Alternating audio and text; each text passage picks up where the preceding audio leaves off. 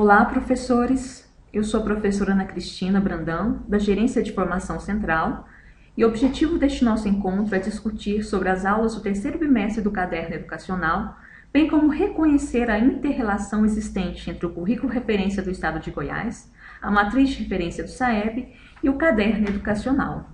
Como vocês sabem, esta é a segunda semana de formação, sendo que a primeira semana aconteceu em janeiro deste ano.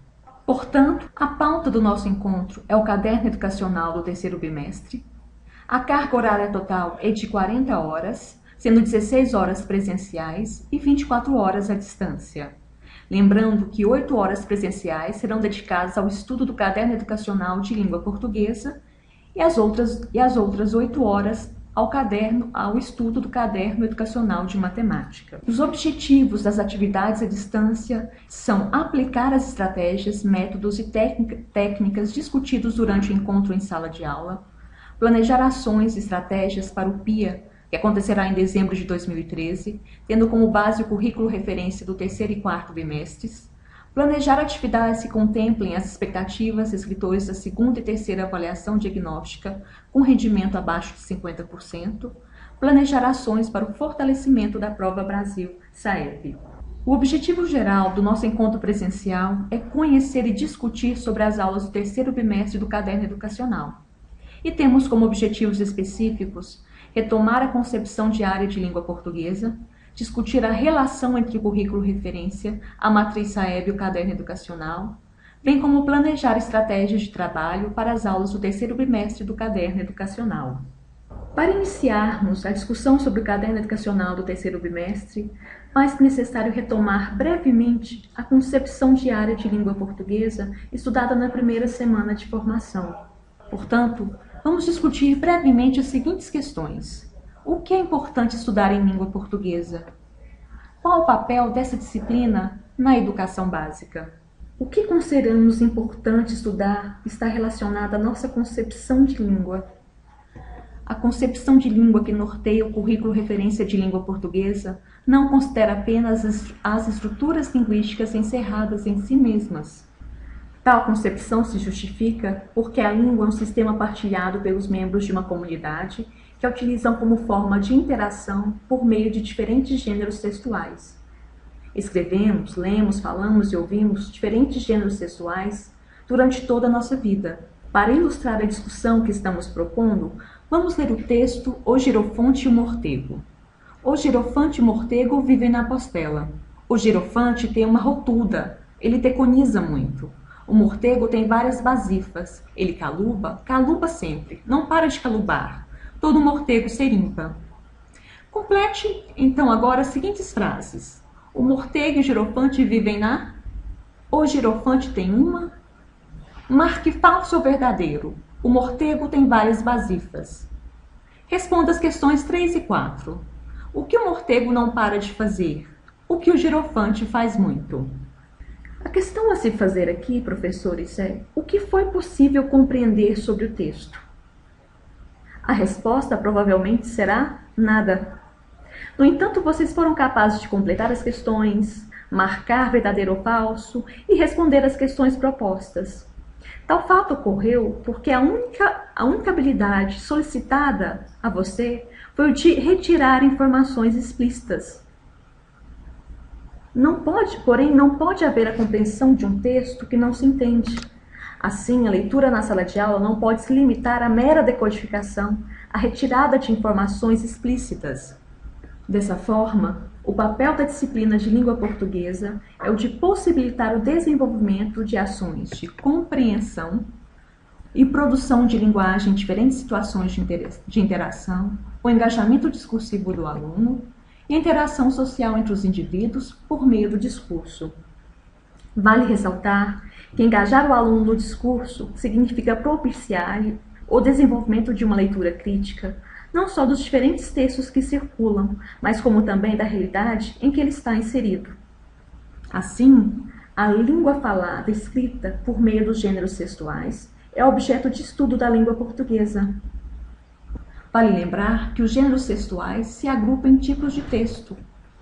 Assim, no agrupamento narrativo, temos os gêneros conto, fábula, crônica, romance, entre outros. Já no agrupamento informativo, estão presentes a notícia, a reportagem, os panfletos, o relato histórico, dentre outros. No agrupamento argumentativo, temos o artigo de opinião, a carta de leitor, o editorial, a carta aberta, entre outros gêneros. No agrupamento injuntivo, temos a receita culinária, o manual de instrução, a regra de jogo, a bula de remédio, etc. Já no agrupamento expositivo, temos a resenha, a entrevista, o relatório, o seminário, o resumo, entre outros gêneros. O currículo referência é um documento que visa orientar os conteúdos a serem ministrados e as habilidades a serem desenvolvidas durante um percurso escolar. Conforme já mencionamos, o currículo referência de língua portuguesa leva em consideração as concepções de ensino e aprendizagem da área e apresenta habilidades, objetivos e conteúdos. O currículo referência de língua portuguesa do ensino fundamental e médio apresenta a seguinte estrutura: ano, trimestre, expectativas de aprendizagem, eixo temático e conteúdo. No currículo de língua portuguesa, as expectativas de aprendizagem estão divididas nas 4 práticas linguísticas, denominadas eixos: prática de oralidade, prática de leitura, prática de escrita e prática de análise da língua. Vejamos essa divisão observando o 3º bimestre do 5º ano de língua portuguesa. Então, conforme dissemos, as expectativas de aprendizagem estão divididas nos 4 eixos: prática de oralidade, prática de leitura, prática de escrita e prática de análise da língua. Os conteúdos propostos para este bimestre são gêneros reportagens e charges. Vejamos agora algumas das expectativas de aprendizagem que estão previstas para este bimestre. Empregar linguagem com maior nível de formalidade quando a situação social assim o exigir é uma expectativa, então, da prática de oralidade. Comparar textos considerando tema, características textuais, organização das ideias, suporte-finalidade é uma habilidade que está na prática de leitura. Produzir reportagens é a habilidade a ser desenvolvida na prática de escrita. E na prática de análise da língua, temos refletir sobre a caracterização de personagens nas reportagens e as descrições de ambientes por meio de adjetivos e locuções adjetivas, entre outros. Passemos a discutir a partir deste momento sobre a matriz de referência do SAEB. Para tanto, é necessário que discutamos o que é matriz de referência. Você sabe para qual finalidade ela é utilizada? A matriz de referência é um documento que dispõe sobre tópicos, temas e descritores definidos para elaborar provas como Provinha Brasil, Prova Brasil e Enem. Ela é utilizada, portanto, como referência para a elaboração de avaliações externas. Qual a relação entre o currículo referência do Estado de Goiás e a matriz de referência do SAEB? O currículo referência do Estado de Goiás e a matriz de referência do SAEB foram construídos de acordo com os parâmetros curriculares nacionais. A matriz de referência do SAEB apresenta as habilidades básicas de leitura que se espera que os estudantes tenham desenvolvido durante um percurso escolar, a partir do estudo dos gêneros textuais. O currículo referência do Estado de Goiás não fica restrito às habilidades relacionadas à leitura, pois contempla habilidades de escrita, oralidade e análise da língua. É necessário ressaltar que é o currículo referência e não a matriz do SAEB que deve orientar o trabalho do professor em sala de aula. Vejamos agora como a matriz de referência de língua portuguesa do SAEB está dividida, como ela é apresentada. No tópico Procedimentos de Leitura, nós temos 5 descritores. O D1, localizar informações explícitas em um texto. O D3, que é inferir o sentido de uma palavra ou expressão. O D4, que é inferir uma informação implícita em um texto. O D6, que é identificar o tema de um texto. E o D11, distinguir um fato da opinião relativa a esse fato. No tópico Implicações do suporte, do gênero e ou do enunciador na compreensão do texto, temos o D5, interpretar texto com auxílio de material gráfico diverso, que são propagandas, quadrinhos, fotos, gráficos, etc.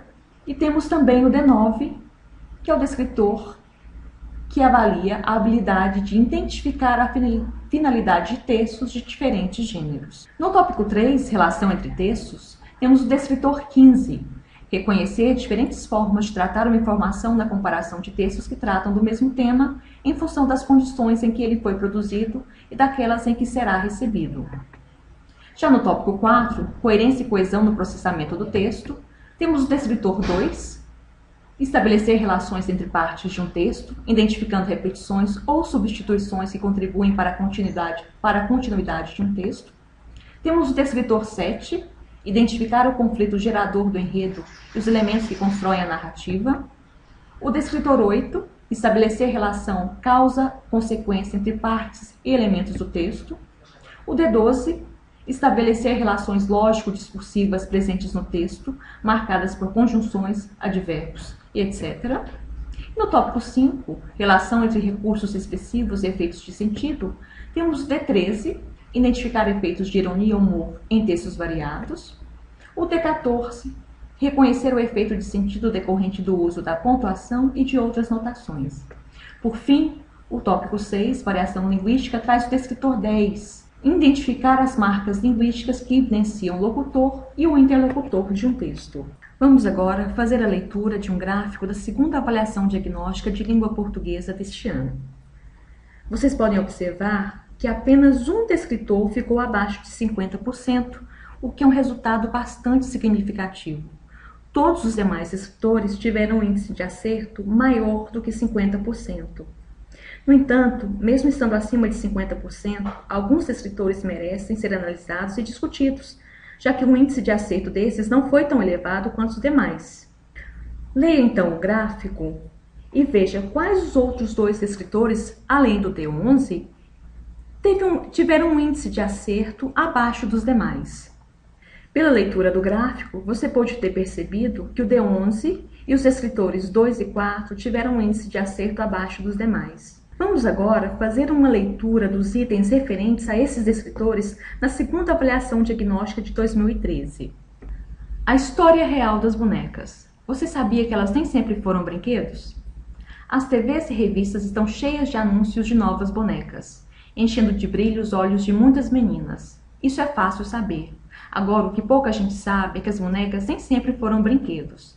As bonecas existem há milhares de anos, desde os tempos das cavernas. E no começo de sua história, elas não serviam para brincar. Tinham quase sempre uma função religiosa, só podendo ser manuseadas por sacerdotes e curandeiros. Entre os romanos, era tradição celebrar, junto com as homenagens, ao deus Saturno, símbolo do tempo. Em dezembro, festas particulares em que bonecas eram dadas de presente. Em maio, quando o deus Lares, que protegia as casas, era festejado, erguiam-se altares com essas imagens. Bom, se as civilizações antigas usavam as bonecas para fins religiosos, quando será que elas começaram a servir para brincar? Há um mistério nessa história. No sarcófago da Imperatriz Maria, esposa do imperador romano Honorius, morta no século III de nossa era, cientistas encontraram uma boneca do tamanho de uma Barbie toda articulada. Ela tinha um enxoval e joias feitas sob medida, do mesmo jeito que a boneca moderna. Seria um brinquedo ou mais um objeto religioso? A dúvida persiste, mas sabemos que no século XVIII, quando as indústrias começaram a se multiplicar pela Europa, as bonecas se popularizaram como brinquedos infantis. Desde então, vários materiais foram usados para fabricá-las, como madeira, louça, biscuit, plástico, borracha. De qualquer forma, uma coisa é certa: as bonecas já garantiram e vão garantir muitas tardes de brincadeiras entre as crianças de todo o mundo. Então, na avaliação diagnóstica, esse texto foi avaliado pelo item 4. No trecho, ela tinha um enxoval e joias feitas sob medida, do mesmo jeito que a boneca moderna, a palavra destacada refere-se a Imperatriz, boneca, Barbie, Maria. Então, o gabarito é a letra B, referia-se à boneca. O que avalia esse descritor? O que ele está então querendo avaliar na avaliação diagnóstica? As habilidades que podem ser avaliadas por meio deste descritor relacionam-se ao reconhecimento da função dos elementos que dão coesão ao texto. Dessa forma, eles poderão identificar quais palavras estão sendo substituídas e ou repetidas para facilitar a continuidade do texto e a compreensão do sentido. Nesse item, os alunos devem identificar qual palavra ou pronome ela substituir, no caso a palavra boneca, Para que os alunos tenham êxito nesse item, devem compreender que as substituições e as repetições dos textos de diferentes gêneros são recursos coesivos utilizados pelos autores para melhorar ou aperfeiçoar aquilo que se escreve, principalmente quando o texto deve atender às normas urbanas de prestígio. O gabarito, então, como já dissemos, é a letra B. Em quais aulas do caderno educacional as habilidades referentes a esse escritor podem ser trabalhadas? Você poderá retomar a aula 29 do primeiro bimestre do gênero manchete. Nessa aula, há um trabalho com essa habilidade. No entanto, professor, nada impede que você também, em outras aulas, dentro do seu planejamento, trabalhe com essa habilidade, mesmo que ela não esteja prevista no caderno educacional. Vamos ler agora um outro texto, uma canção de Claudinho e Bochecha chamada Fico Assim Sem Você. Avião sem asa, fogueira sem brasa, sou eu assim sem você. Futebol sem bola, piu-piu sem frajola, sou eu sem você. Por que tem que ser assim? Se o desejo não tem fim, eu te quero a todo instante, nem 1000 alto-falantes vão poder falar por mim.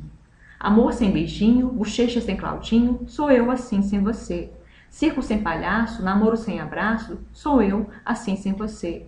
Tô louco pra te ver chegar, tô louco pra te ter nas mãos, deitar no teu abraço, retomar o pedaço que falta no meu coração.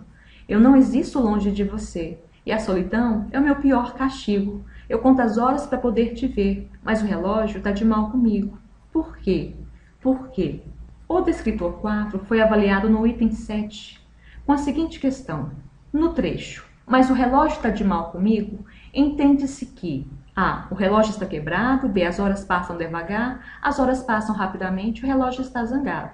Como vocês podem ver, o gabarito é a letra B. Vamos ver agora o que de fato este descritor está avaliando e qual a justificativa para o gabarito. Da mesma forma que se depreende o sentido implícito de uma expressão, há uma complexidade um pouco maior quando se pensa em inferência de informações. Este descritor requer do leitor uma capacidade de construir a informação que está subjacente ao texto, partindo do contexto que o texto oferece. Na análise do item, vemos que as informações implícitas no texto são aquelas que não estão presentes claramente na base textual, mas podem ser construídas pelo leitor por meio da realização de inferências que as marcas do texto permitem.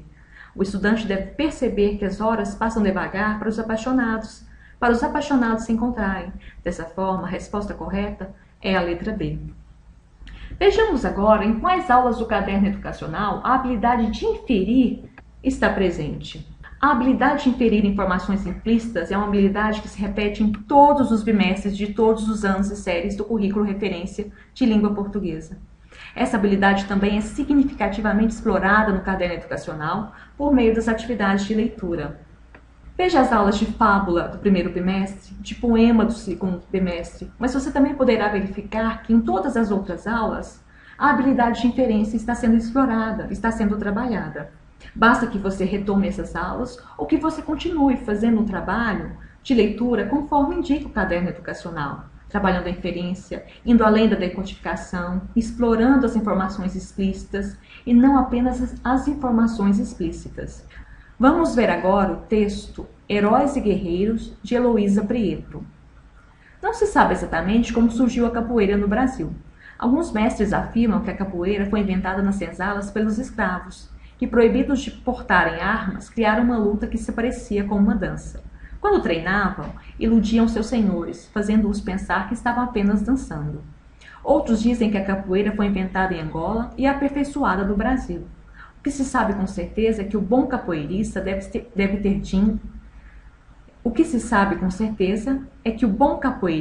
ter ginga, jogo de cintura, senso de humor e astúcia. É maravilhoso ver o capoeirista desequilibrar o adversário, fazê-lo levar tombos inesperados. Brincar com ele para assim demonstrar uma esperteza tranquila é muito mais importante do que feri-lo, vencendo-o rapidamente. Dizem os mestres que na roda de capoeira se dá a volta ao mundo, descobrindo os segredos da vida, os perigos, as falsidades, mas também a força, a alegria e a energia. Vamos agora verificar como o descritor 11 foi avaliado na segunda avaliação diagnóstica de língua portuguesa do 5º ano. A frase que contém uma opinião é: quando treinavam, iludiam seus senhores. Outros dizem que a capoeira foi inventada em Angola. É maravilhoso ver o capoeirista desequilibrar o adversário. Dizem os mestres que na roda de capoeira se dá a volta ao mundo. Então, o descritor 11 quer distinguir um fato da opinião relativa a esse fato, avalia a habilidade de o aluno identificar uma opinião sobre um fato apresentado. É importante que o aluno tenha uma visão global do texto e do que está sendo solicitado no enunciado do item. Vamos ver agora como esse item foi analisado. O leitor deve ser capaz de perceber no texto um fato da opinião relativa a ele. O fato pode ser comprovado mediante dados. A opinião é pessoal e subjetiva. Nesse item, percebemos que a opinião subjetiva da autora está no trecho. É maravilhoso ver o capoeirista desequilibrar o adversário. Percebe-se uma visão muito pessoal na expressão é maravilhoso. Portanto, a alternativa correta é a letra C. Em várias aulas do Caderno Educacional de Língua Portuguesa do 5º ano, principalmente nas atividades de leitura, solicita-se que o estudante dê opiniões sobre fatos e acontecimentos mencionados nos textos. Tal exercício pode contribuir imensamente para que os estudantes comecem a desenvolver a habilidade de distinguir um fato de uma opinião.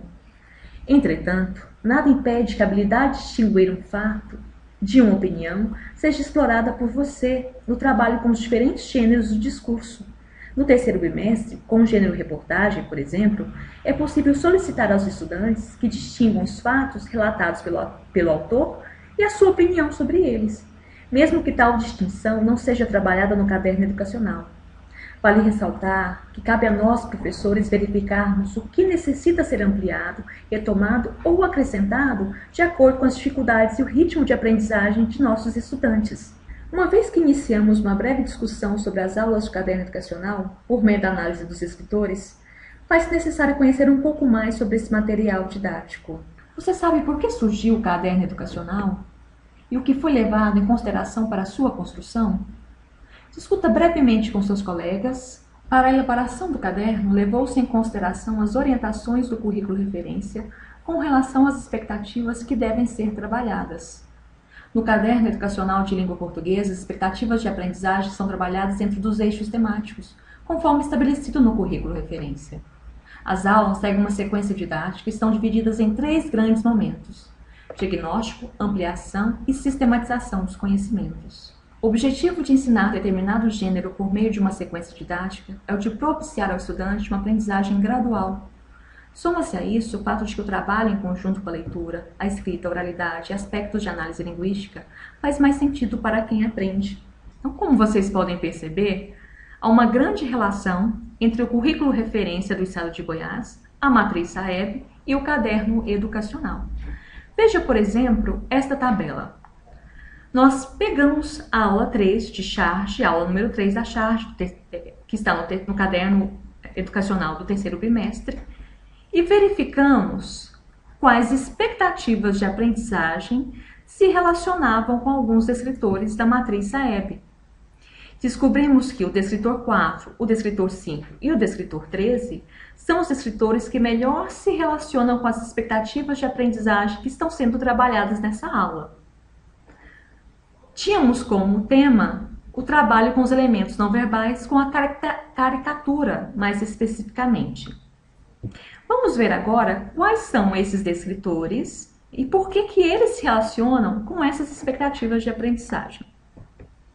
Como vocês sabem, o descritor 4, inferir uma informação implícita em um texto. O descritor 5 é o de interpretar texto com auxílio de material gráfico diverso. E o D13 é o de identificar efeitos de ironia e humor em textos variados. Vejamos.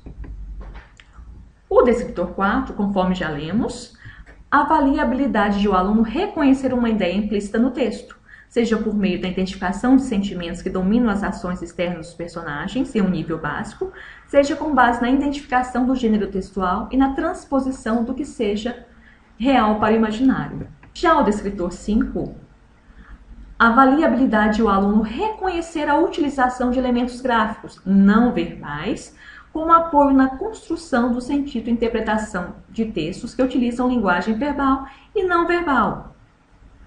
E, por fim, temos o descritor 13, que avalia a habilidade de identificar efeitos de ironia e humor em textos variados. Então, a forma como as palavras são usadas ou a quebra na regularidade de seus usos constituem recursos que, intencionalmente, são mobilizados para produzir no interlocutor certos efeitos de sentido. Entre tais efeitos, são comuns os efeitos de ironia ou aqueles outros que provocam humor ou outro tipo de impacto. Para que a pretensão do autor tenha sucesso, é preciso que o interlocutor reconheça tais efeitos.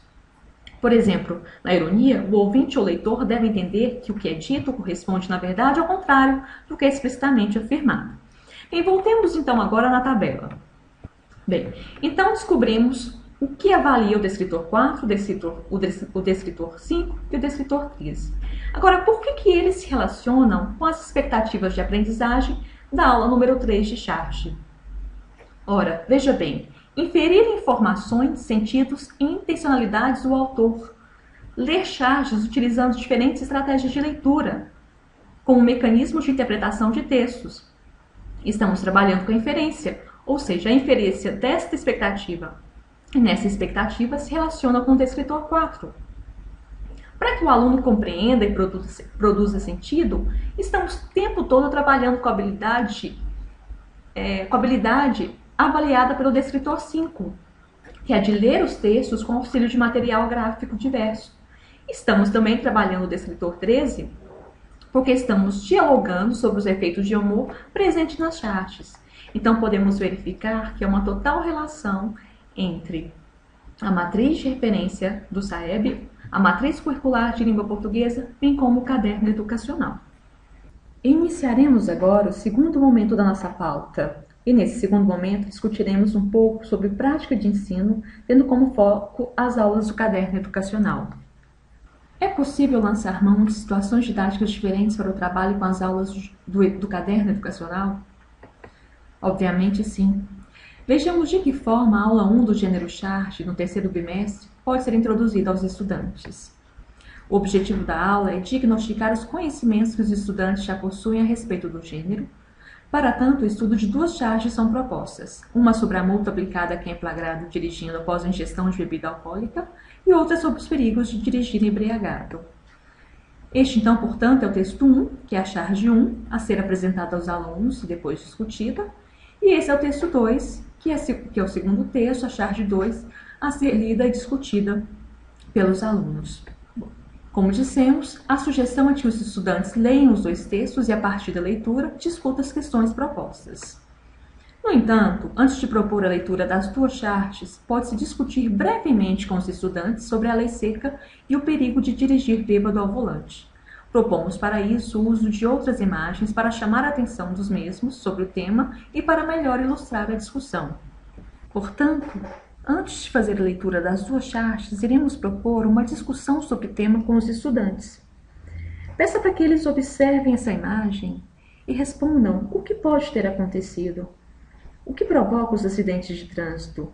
Beber e dirigir é perigoso? Muitas pessoas fazem isso. Por quê? O que é a lei seca? E por que a lei seca ficou tão rigorosa no Brasil? Mostre em seguida, discuta também essa imagem com os estudantes, fazendo perguntas para melhor compreendê-la. O que o homem está fazendo? O que é esse aparelho que ele tem na boca? Para que esse aparelho é utilizado? Quem utiliza esse aparelho? Após a discussão com as duas imagens e após introduzir o tema trazido pelas duas charges aos estudantes, vamos agora propor alguns questionamentos que irão facilitar a leitura e a compreensão dos estudantes das charges propostas. Onde os personagens estão? O que eles estão fazendo? Qual a profissão do rapaz que está segurando o cartaz? Por que ele está segurando o cartaz? Discutimos essas questões com os estudantes, pedimos para que eles observem as imagens, pedimos para que eles leiam o texto verbal da charge e analisem todo o contexto. Os rapazes estão bebendo, o motorista de táxi está os aconselhando a tomar um táxi e depois partimos para a segunda charge. Na charge número 2, também lançamos mão de alguns questionamentos. Onde os dois personagens estão? Você sabe o que a caveira com a foice simboliza? Por que a caveira vai dirigir o carro? Para que os alunos entendam este texto, é necessário que eles entendam que a caveira simboliza a morte e que, pelo fato de o motorista estar bêbado, a morte, no caso, a morte irá dirigir o carro. Não porque a morte em si irá dirigir, mas porque o motorista bêbado poderá provocar um acidente e, consequentemente, a sua morte, né? Depois que os alunos entenderem o contexto da charge, compreenderem melhor sobre o que se trata os dois textos, iremos então partir para as questões propostas no caderno educacional. Você sabe como os textos 1 e 2 são chamados? Você achou os textos engraçados? Você já leu outras charges? Elas também eram engraçadas? Toda charge precisa ser engraçada? Onde as charges são publicadas? A que outro gênero as charges se assemelham? Então, essas são as discussões propostas no caderno educacional. No entanto, o que fizemos? Nós introduzimos o tema proposto nas charges para que os alunos melhor compreendam o texto. A atividade não estava prevista no caderno, porém ela foi feita para atender melhor a realidade dos alunos. Isso pode ser feito o tempo todo com as aulas do caderno educacional. Uma outra sugestão é que para a atividade de prática distrita, os estudantes podem ser agrupados em duplas ou trios, de forma que os estudantes com mais facilidade de aprendizagem auxiliem os estudantes com menor facilidade, com maior dificuldade de aprendizagem. E você? De que forma você reelaboraria uma aula do caderno educacional, tendo como referência a sua turma? Escolha uma aula do terceiro bimestre do caderno educacional do 5º ano e a reelabore, levando em consideração sua realidade. Agora é o momento de você socializar a aula que você reelaborou. Antes, porém, iremos ouvir o relato de uma experiência bem-sucedida do trabalho com o caderno educacional do 5º ano. No mais, desejamos a você muito sucesso. Obrigada.